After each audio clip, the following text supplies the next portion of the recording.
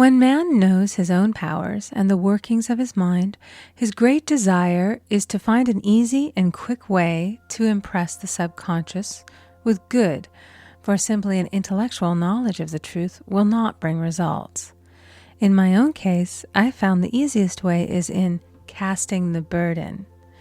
A metaphysician once explained it in this manner. He said, "The only thing which gives anything weight in nature is the law of gravitation, and if a boulder could be taken high above the planet, there would be no weight in that boulder." And that is what Jesus Christ meant when he said, "My yoke is easy and my burden is light."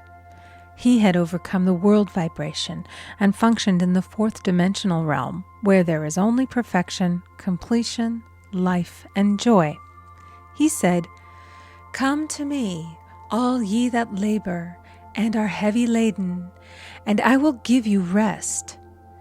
Take my yoke upon you, for my yoke is easy and my burden is light." We are also told in the 55th Psalm to cast thy burden upon the Lord.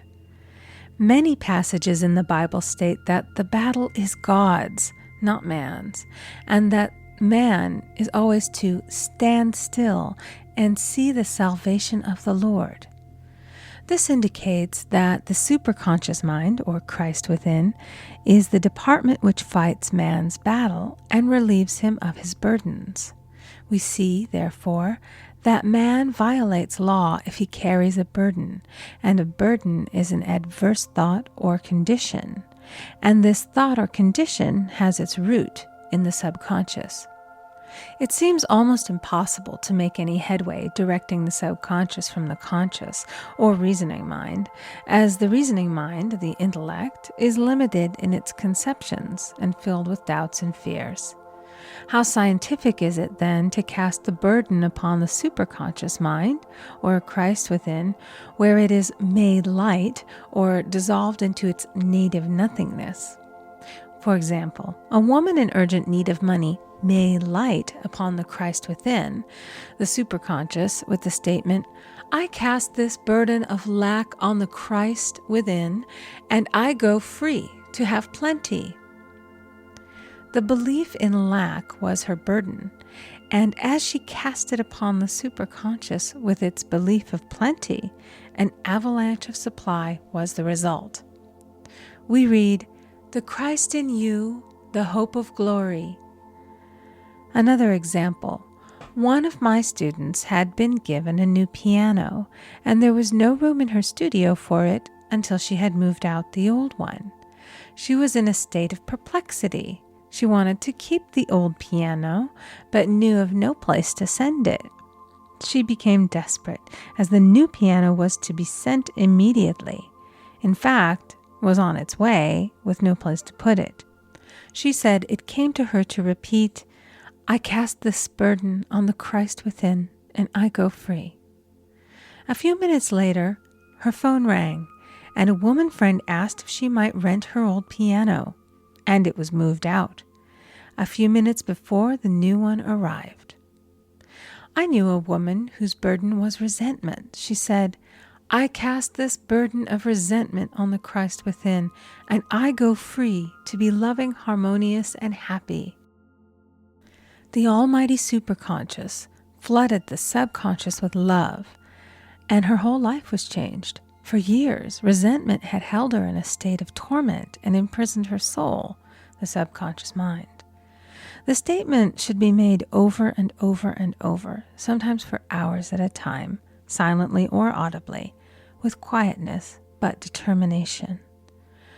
I have often compared it to winding up a Victrola. We must wind ourselves up with spoken words.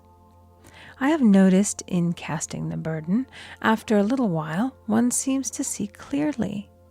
It is impossible to have clear vision while in the throes of carnal mind. Doubts and fear poison the mind and body, and imagination runs riot, attracting disaster and disease. In steadily repeating the affirmation, "I cast this burden on the Christ within and go free," the vision clears, and with it a feeling of relief and sooner or later comes the manifestation of good, be it health, happiness, or supply. One of my students once asked me to explain the darkness before the dawn. I referred in a preceding chapter to the fact that often, before the big demonstration, everything seems to go wrong, and deep depression clouds the consciousness. It means that out of the subconscious are rising the doubts and fears of the ages. These old derelicts of the subconscious rise to the surface to be put out. It is then that man should clap his cymbals, like Jehoshaphat, and give thanks that he is saved, even though he seems surrounded by the enemy, the situation of lack or disease. The student continued, "How long must one remain in the dark?" And I replied, "Until one can see in the dark. And casting the burden enables one to see in the dark." In order to impress the subconscious, active faith is always essential. Faith without works is dead. In these chapters, I have endeavored to bring out this point. Jesus Christ showed active faith when he commanded the multitude to sit down on the ground before he gave thanks for the loaves and the fishes. I will give another example showing how necessary this step is. In fact, active faith is the bridge over which man passes to his promised land. Through misunderstanding, a woman had been separated from her husband, whom she loved deeply. He refused all offers of reconciliation and would not communicate with her in any way. Coming into the knowledge of spiritual law, she denied the appearance of separation. She made this statement: "There is no separation in divine mind. Therefore, I cannot be separated from the love and companionship which are mine by divine right." She showed active faith by arranging a place for him at the table every day, thereby impressing the subconscious with a picture of his return. Over a year passed, but she never wavered, and one day he walked in.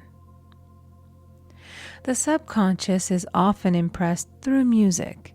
Music has a fourth dimensional quality and releases the soul from imprisonment. It makes wonderful things seem possible and easy of accomplishment. I have a friend who uses her Victrola daily for this purpose. It puts her in perfect harmony and releases the imagination. Another woman often dances while making her affirmations. The rhythm and harmony of music and motion carry her words forth with tremendous power. The student must remember also not to despise the day of small things. Invariably, before a demonstration come signs of land. Before Columbus reached America, he saw birds and twigs, which showed him land was near. So it is with a demonstration, but often the student mistakes it for the demonstration itself and is disappointed. For example, a woman had spoken the word for a set of dishes. Not long afterwards, a friend gave her a dish which was old and cracked. She came to me and said, "Well, I asked for a set of dishes, and all I got was a cracked plate."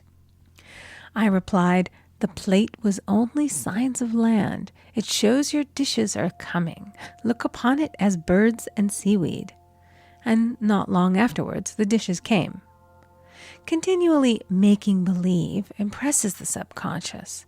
If one makes believe he is rich and makes believe he is successful, in due time he will reap. Children are always making believe, and "Except ye be converted and become as little children, ye shall not enter the kingdom of heaven." For example, I know of a woman who was very poor, but no one could make her feel poor. She earned a small amount of money from rich friends who constantly reminded her of her poverty and to be careful and saving. Regardless of their admonitions, she would spend all her earnings on a hat or make someone a gift and be in a rapturous state of mind. Her thoughts were always centered on beautiful clothes and rings and things, but without envying others. She lived in the world of the wondrous, and only riches seemed real to her. Before long, she married a rich man, and the rings and things became visible. I do not know whether the man was the divine selection, but opulence had to manifest in her life, as she had imaged only opulence. There is no peace or happiness for man until he has erased all fear from the subconscious. Fear is misdirected energy and must be redirected or transmuted into faith. Jesus Christ said, "Why are ye fearful, O ye of little faith? All things are possible to him that believeth." I am asked so often by my students, "How can I get rid of fear?" I replied, "By walking up to the thing you are afraid of." The lion takes its fierceness from your fear. Walk up to the lion, and he will disappear. Run away, and he runs after you. I have shown in previous chapters how the lion of lack disappeared when the individual spent money fearlessly, showing faith that God was his supply and therefore unfailing. Many of my students have come out of the bondage of poverty and are now bountifully supplied through losing all fear of letting money go out. The subconscious is impressed with the truth that God is the giver and the gift. Therefore, as one is one with the giver, he is one with the gift. A splendid statement is, "I now thank God the giver for God the gift." Man has so long separated himself from his good and his supply through thoughts of separation and lack that sometimes it takes dynamite to dislodge these false ideas from the subconscious, and the dynamite is a big situation. We see in the foregoing illustration how the individual was freed from his bondage by showing fearlessness. Man should watch himself hourly to detect if his motive for action is fear or faith. "Choose ye this day whom we shall serve," fear or faith. Perhaps one's fear is of personality. Then do not avoid the people feared. Be willing to meet them cheerfully, and they will either prove golden links in the chain of one's good or disappear harmoniously from one's pathway. Perhaps one's fear is of disease or germs. Then one should be fearless and undisturbed in a germ-laden situation, and he would be immune. One can only contract germs while vibrating at the same rate as the germ, and fear drags men down to the level of the germ. Of course, the disease-laden germ is the product of carnal mind, as all thought must objectify. Germs do not exist in the superconscious or divine mind, therefore are the products of man's vain imagination. In the twinkling of an eye, man's release will come when he realizes there is no power in evil. The material world will fade away, and the fourth dimensional world, the world of the wondrous, will swing into manifestation. "And I saw a new heaven and a new earth, and there shall be no more death, neither sorrow nor crying, neither shall there be any more pain, for the former things are passed away."